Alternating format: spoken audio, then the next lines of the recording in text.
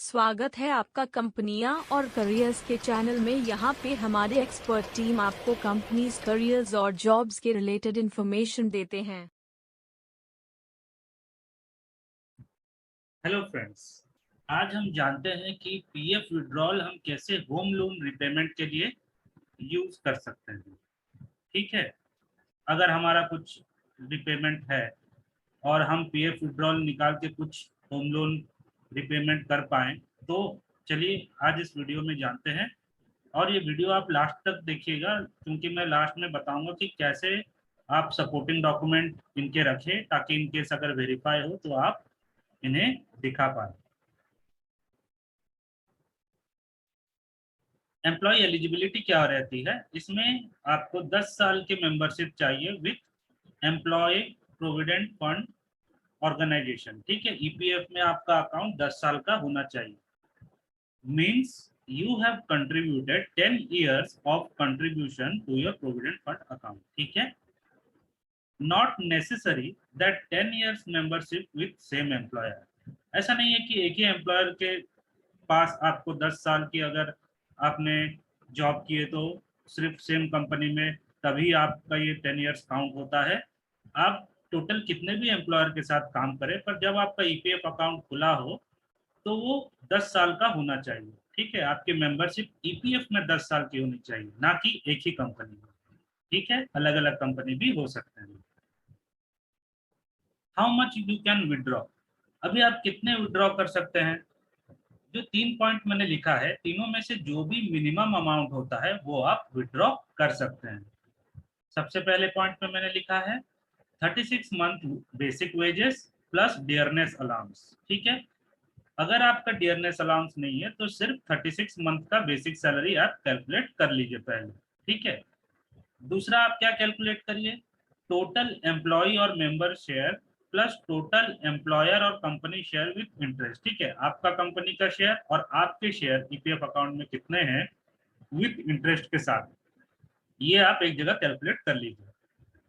तीसरा पॉइंट है total outstanding principal and interest. ठीक है, आप जो होम रिपेमेंट कर रहे हैं, आपका जो भी बाकी है होम लोन जितना भी आउटस्टैंडिंग, वो आप प्रिंसिपल और इंटरेस्ट एक जगह पे कैलकुलेट कर लीजिए, लिख लीजिए। तो अभी तीनों में से जो भी मिनिमम अमाउंट है आप विड्रॉ कर सकते हैं। ठीक है, सपोर्टिंग डॉक्यूमेंट्स। ठीक है, अभी इसमें आपको सपोर्टिंग डॉक्यूमेंट्स क्या चाहिए रहते हैं? Home loan interest certificate. ठीक है, एक होम लोन इंटरेस्ट सर्टिफिकेट चाहिए रहता है, indicating outstanding principal and interest clearly.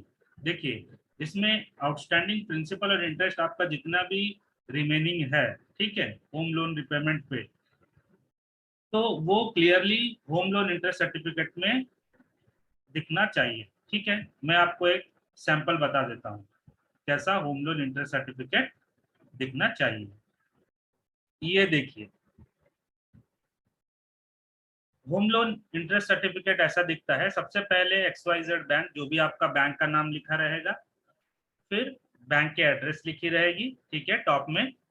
उसके बाद आपकी कस्टमर आईडी और एग्रीमेंट नंबर, ये सब भी लिखा रहता है। ठीक है, किसी किसी में नहीं लिखा रहता है। ठीक है, पर जो मैंने रेड में हाईलाइट किया है, ये आप देखिएगा, वो तो लिखा ही रहना चाहिए होम लोन इंटरेस्ट सर्टिफिकेट में। ठीक है, बैंक सबसे पहले लिखा है बैंक, उसके नीचे बैंक एड्रेस। ठीक है, उसके बाद लिखा रहेगा टू whomsoever इट्स कंसर्न। ठीक है, this is to state that your name, आपका नाम लिखे रहेगा, लोन अकाउंट नंबर, ये तो कंपलसरी लिखे रहेगा। ठीक है, हैज बीन ग्रांटेड होम और हाउस लोन, ये आप ध्यान दीजिएगा कि जो भी आप होम लोन इंटरेस्ट सर्टिफिकेट लें उसमें क्लियरली लिखा रहना चाहिए होम या हाउस लोन। ठीक है, सैंक्शन ऑन, सैंक्शन जिस दिन हुई है उस तारीख रहेगी, सैंक्शन डेट रहेगी। यहाँ पे मैंने एक ऐसे ही अमाउंट लिख दिया है 50 lakhs। ठीक है, ये 50 lakhs है।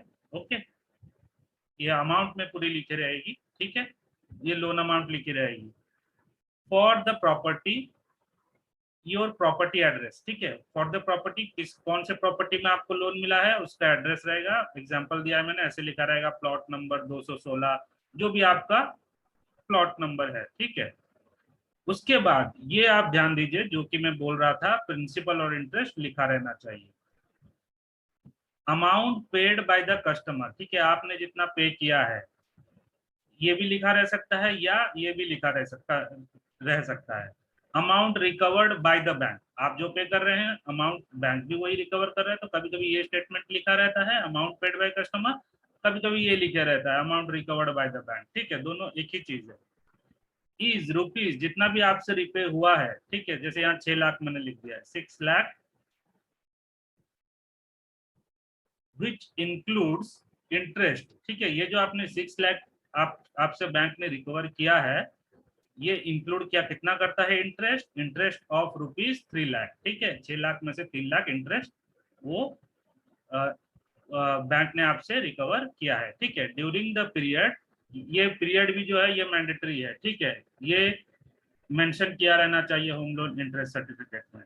पीरियड लिखे रहेगा, जैसे 1 अप्रैल 2021 से 1 अप्रैल 2022 तक आपने ये 6 लाख का पेमेंट किया है, जिसमें 3 लाख का इंटरेस्ट है, ठीक है, ये मैंडेटरी रहता है। और सबसे नीचे लिखे रहते हैं, बैंक मैनेजर का सिग्नेचर रहता है और बैंक के ऑथोराइज स्टैम्प रहते हैं, ठीक है, ये जो है एक प्रॉपर होम लोन सर्टिफिकेट में ये सब मेंशन होना चाहिए, ठीक है। और ये मैं आपको डॉक्यूमेंट में भी दिखा देता हूँ, ईपीएफ ने जो टाइप्स ऑफ पीएफ एडवांसेस के डॉक्यूमेंट में लिखा है, ये देखिए, for refund of outstanding principal and interest of a loan, यहाँ पे जो कंडीशन दिया है मैंने आपको सब एक्सप्लेन कर दिया है, 10 साल की मेंबरशिप, 36 मंथ वेजेस और डियरनेस अलाउंस, और जो एम्प्लॉयर का शेयर है, या जो टोटल आउटस्टैंडिंग प्रिंसिपल है, जो भी विचेवर इज लिस्ट, जो भी मिनिमम है, ठीक है। सबसे लास्ट में हम आ जाते हैं, लास्ट कॉलम में, यहाँ पे देखिए क्या लिखा है, सर्टिफिकेट फ्रॉम द एजेंसी, जो भी एजेंसी से आपने बैंक से जिससे भी लोन लिया है, इंडिकेटिंग, ये इंडिकेट होना चाहिए clearly, outstanding principal and interest, जो कि मैंने होम लोन इंटरेस्ट सर्टिफिकेट में बताया, ठीक है। तो हो फ्रेंड्स, आपको ये वीडियो पसंद आई रहेगी, और अगर आपके कुछ क्वेरी है आप मुझे कमेंट सेक्शन में पूछ सकते हैं। इस चैनल को लाइक और सब्सक्राइब कर दें। Thank you.